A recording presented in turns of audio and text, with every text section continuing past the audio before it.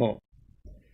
All right. We are now learning the beautiful mimer by the previous Lubavitcher Rebbe, which was said in 1942. And it's called Chaviv Adam Shenivra B'Tselem. It's written in Tuf Shin Beit. The Maimorim of Tuf Shin Beit. And this is talking about, the Rebbe said it, by the way, on Shavuot. Because what happened on the holiday of Shavuot? On the holiday of Shavuot was, we can really say the birth of the Jewish people, the marriage of the Jewish people to Hashem. The Jewish people became mature. Maybe the bar mitzvah of the Jewish people, I want to call it.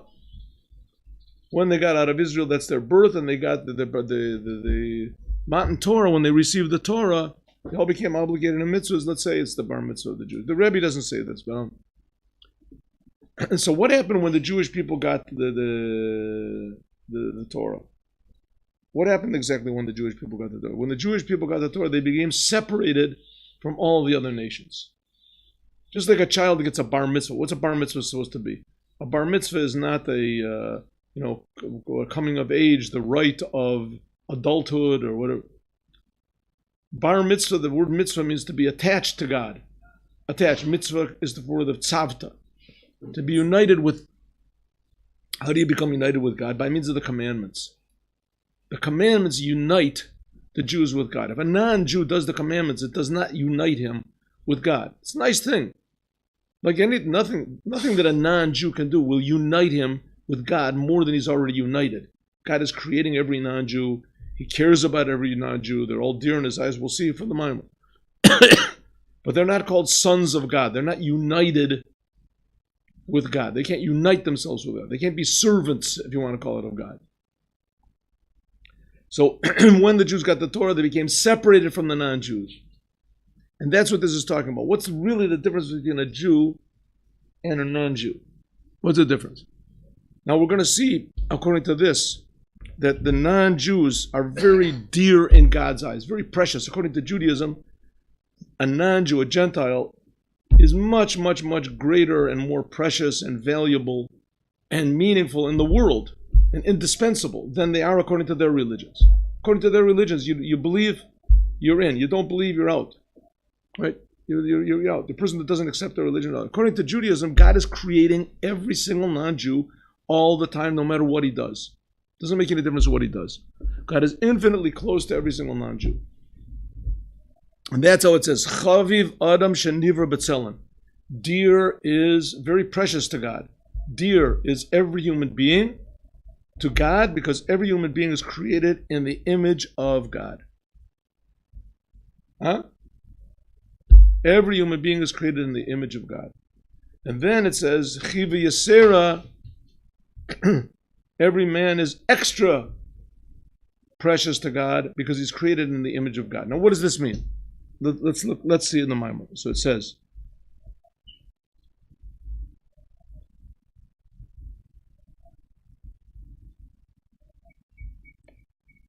where is this? Where does it say in the Maimon? Where are we now?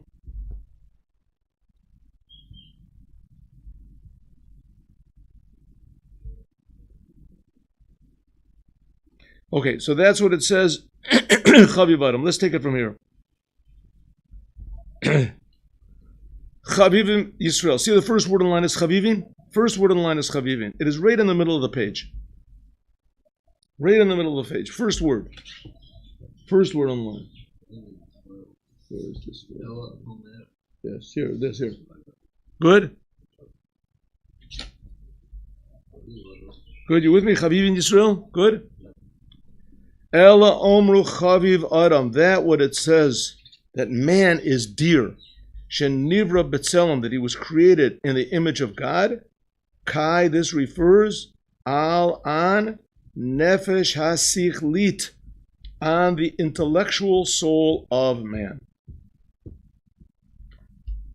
Man, of all mankind, every human being is intellectual. That's what a man is. The nefesh hasichlit, that the intellectual soul of man, the ability to think, to contemplate, to solve problems, to understand, This is Mehuta Adam. This is the essence of man. This is how man is different from an animal. The Adam, Ba'asher Hu Adam, that a person, in as much as he is a person, Hene B'chol Inyanim Eiz Shiyu, in everything that he does, no matter what it is, Hein Bein Adam Lamakom, whether they be between man and God, Hein Bein Adam Lechavero, Bein man to his friend.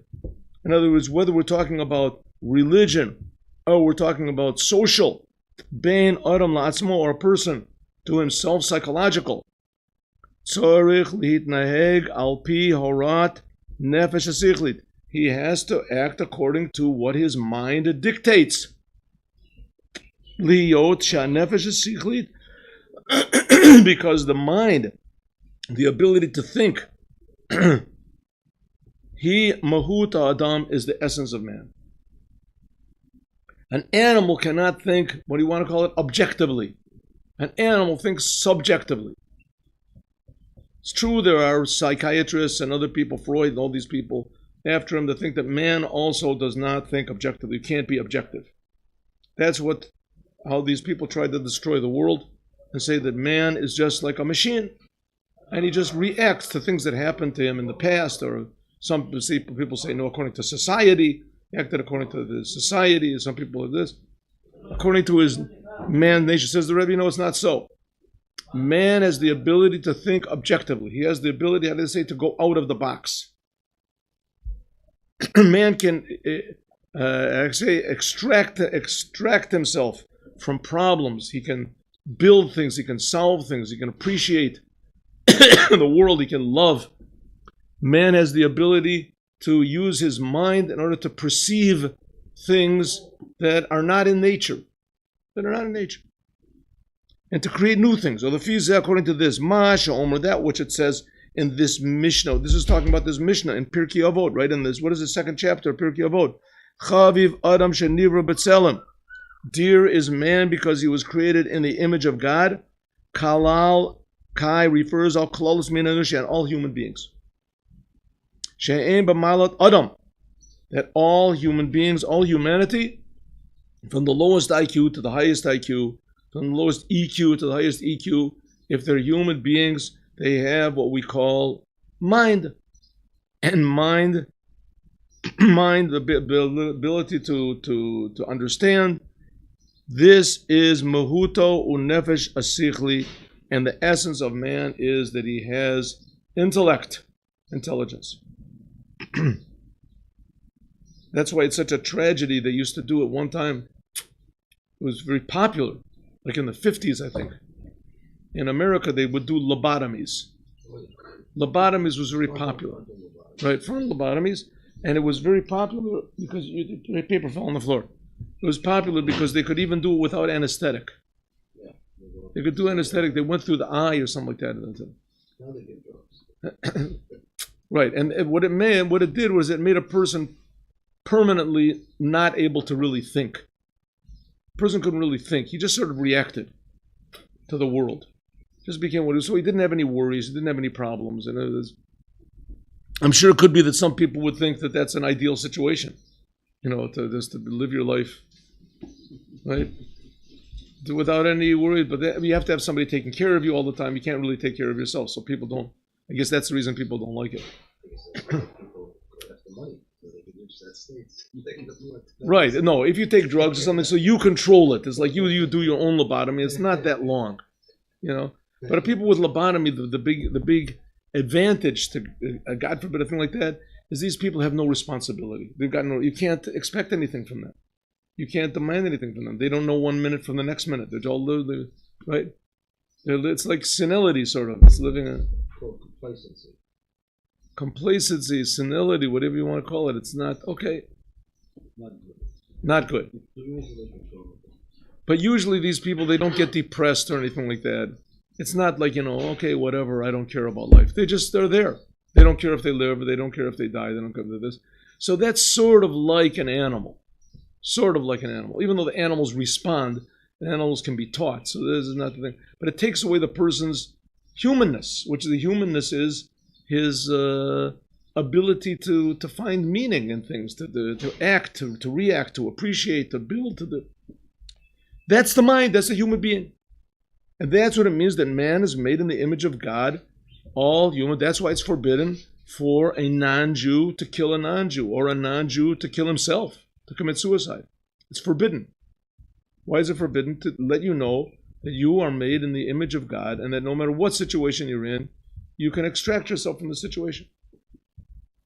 Nowadays they have it used to be that a person was, let's say, God forbid, in terrible pain. So that was a reason for, putting an end to a person's life, to pull the plug or something like that. But nowadays they have drugs they can give a person who doesn't feel any pain either.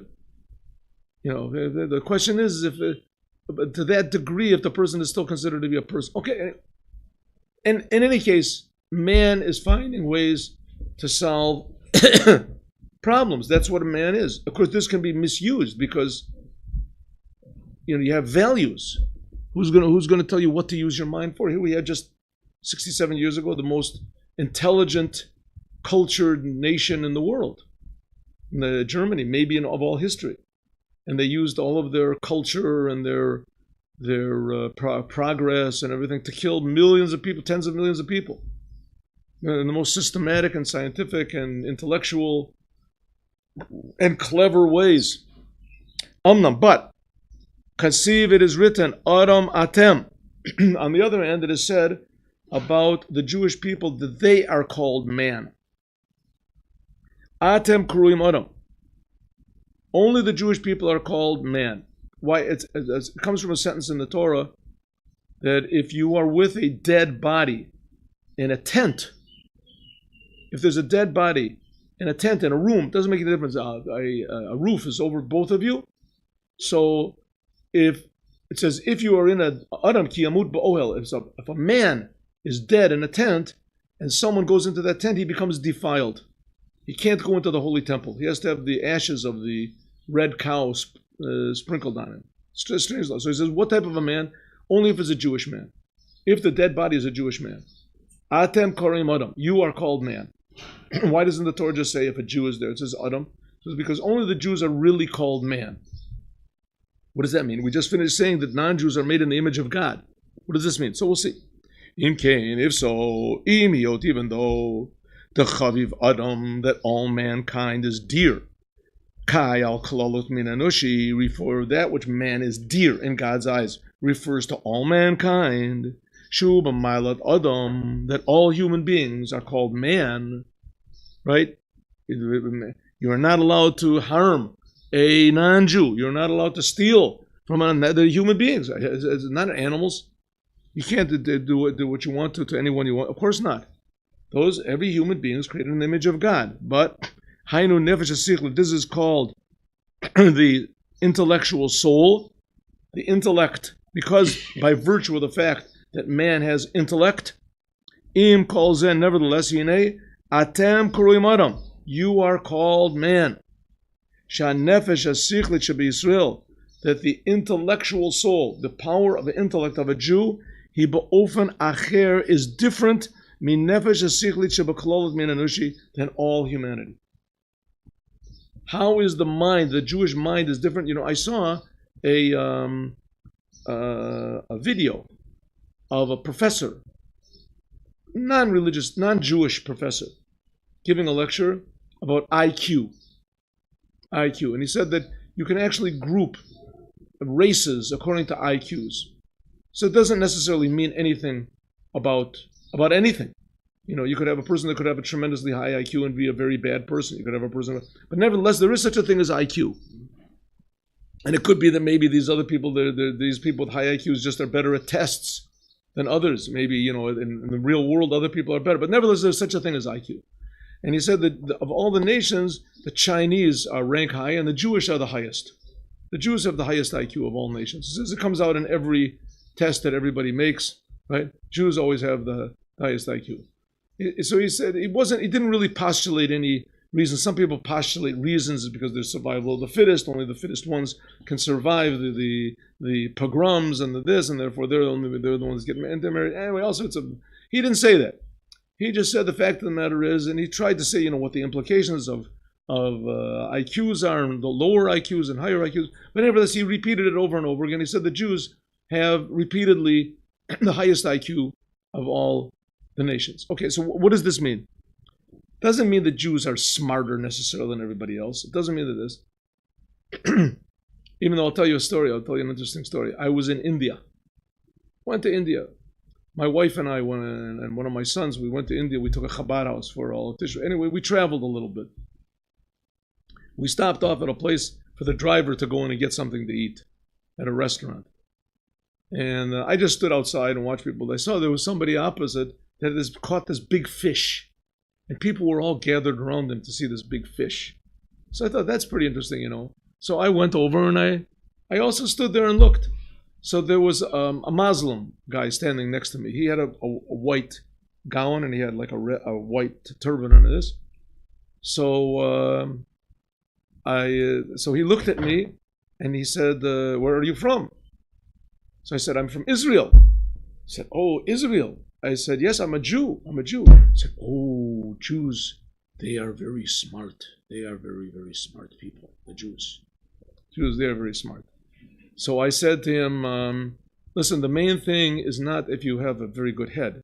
The main thing is if you have a good heart. I said that. He said, he took like 3 steps back. He said, that was beautiful. That was a beautiful thing that you said.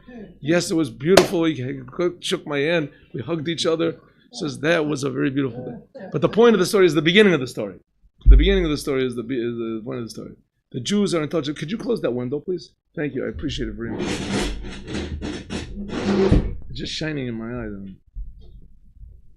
If you want to, I'll do it.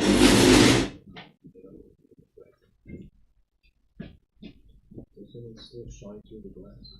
What? Doesn't the sun still shine No. through the glass? The problem is here. We can take a break if you want. The problem is